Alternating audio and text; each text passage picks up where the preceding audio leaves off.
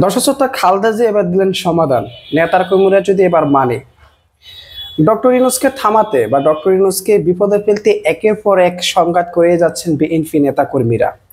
সেখানে বিভিন্ন জায়গায় নিরীহ মানুষকে হত্যা করতেছে, পাশাপাশি বিভিন্ন দখলদারিত্ব নিয়ে দুই গ্রুপের সংঘর্ষে বহু মানুষ প্রাণ হারিয়েছে। একেবারে কুল কিনারা পাচ্ছে না ডক্টর মোহাম্মদ ইউনূস, মানে হাতে ধরে যেন এই ব্যক্তিটাকে বিপদে ফেলাচ্ছে যে কেন ব্যক্তিটা দ্রুত নির্বাচন দিচ্ছেন না। এবার সেটার জন্য সমাধানের পথ দেখালেন বেগম খালেদা জিয়া। আসলে খালেদা জিয়া এবং জিয়াউর রহমান তারা যে একটা আসলে একজন গুণী ব্যক্তি, সেটা তাদের আচার ব্যবহার এবং কর্মকাণ্ডেই বোঝা যায়। কিন্তু বর্তমান রাজনীতিবিদ যারা স্থায়ী কমিটির সদস্য আছেন, তাদের কথাবার্তা মোটো মানুষ সন্তুষ্ট হতে পারে না কখনো। খালেদা জিয়ার এক কথায় রীতিমতো সবকিছু ঠান্ডা হয়ে গিয়েছে। ইতিমধ্যে খালেদা জিয়া বলেছেন, ডক্টর ইউনূসের সঙ্গে সংঘাত নয়, ডক্টর ইউনূসের সাথে সংঘাত নয়, আলোচনার টেবিলে ফিরুন, সংলাপে আছে উত্তরণের পথ। বেগম খালেদা জিয়ার এমন বক্তব্য রীতিমতো সবার মন কেড়ে নিয়েছে। কারণ বিএনপি স্থায়ী কমিটির সদস্যরা যেভাবে ডক্টর ইউনূসকে বিপদে ফেলতে চাচ্ছেন, সেটা আসলে সমাধান নয়।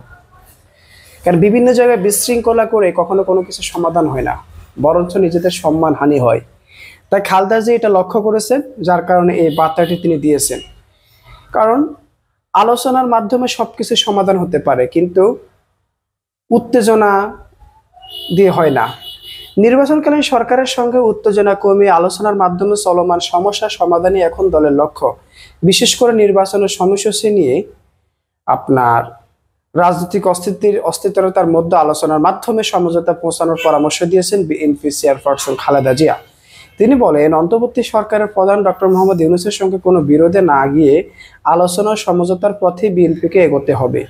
গত 7 জুন ঈদুল আজহার দিন গুলশানের বাসভবনে ফিরোজায় দলের স্থায়ী কমিটির সদস্যদের সঙ্গে শুভেচ্ছা বিনিময়ের সময় এই পরামর্শ দেন বলে গণমাধ্যমে জানিয়েছেন বিএনপি স্থায়ী কমিটির সদস্য খন্দকার মোশাররফ হোসেন। খালেদা জিয়া নেতাদের উদ্দেশ্যে আরো বলেন, তাদের ডক্টর ইউনূসের নেতৃত্বাধীন সরকারের সঙ্গে আমাদের বিরোধকে, তারা তো আমাদের প্রতিদ্বন্দ্বী না। আলোচনার মাধ্যমে সমাধানে যেতে হবে।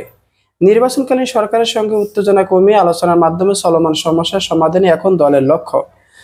কিন্তু নির্বাচন আগামী ডিসেম্বরের মধ্যে অনুষ্ঠিত হোক। অন্যদিকে ডক্টর ইউনূস নেতৃত্বাধীন সরকার বলছে নির্বাচন হবে আগামী বছরের এপ্রিল মাসে। বিএনপির নেতারা মনে করছেন দুই পক্ষ কিছুটা ছাড় দিলে একটি গ্রহণযোগ্য সময়সীমা ঠিক করা সম্ভব।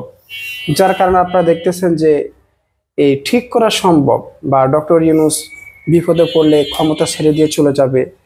শুধু আজকে 11 জুন 2025 দেশের বিভিন্ন জায়গায় বিএনপির হামলায় 3 জন দুনিয়া থেকে বিদায় হয়ে গিয়েছেন, তাও সাধারণ মানুষ, মাদ্রাসা ছাত্র, ব্যবসায়ী, এরপরে একজন ভ্যান চালক। আরও পাশাপাশি তারা নিজেরাই কোন্দল করে প্রায় 30 থেকে 40 জন আহত হয়ে হাসপাতালে ভর্তি আছেন। এভাবেই চলতেছে বর্তমান রাজনীতির পরিস্থিতি।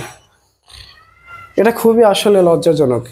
এই কর্মকাণ্ডগুলো ঘটাতেন সেই বিগত সরকার আমলে, কিন্তু এখন যা মনে হচ্ছে, মানুষ এটাও বলতেছেন কেউ যে বিগত সরকার থেকে এরা আরো ভয়ঙ্কর রূপে কর্মকাণ্ড চালাচ্ছে। সমাধানে আসতে হবে।